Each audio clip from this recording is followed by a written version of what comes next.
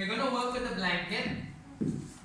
blanket's relationship with the floor and the floor's relationship with the blanket to learn to contract and release the hamstring, because it's a part of the sequence that we're learning right now. So we're going to go back to what we learned previously. We are all going to lie on the back like we did. You can see how the sequence is building up on what we did previously. Okay. My feet is about hip width distance, my toes are turned in and the heels are turned out. Some of you had your feet this way, just to remind you, it's this way, so that you're embracing an internal rotation of the thighs. From here, I'm going to place my hands down on the floor, and you can see how I folded the mat so that the blanket can move freely on the floor. Okay? And I place my feet at the center of the blanket, not at the front edge or the back edge, right at the center. So I have these lines now on this blanket to remind myself. From there, I'm going to do the second part of lifting the spine, which is peeling the spine up segment by segment. I'm coming up.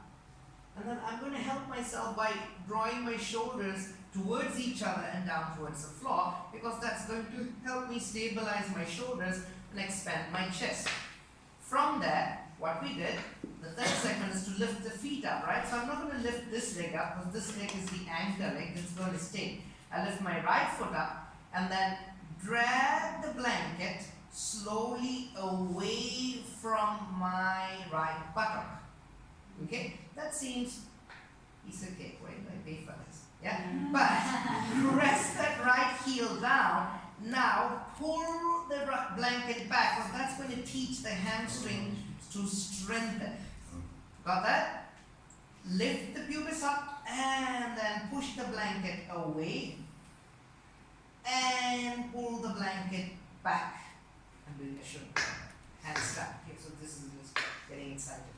Lift. So move the blanket away and press the heel down and drag the blanket back. That's going to strengthen my hamstring gradually by contracting and releasing, contracting and releasing.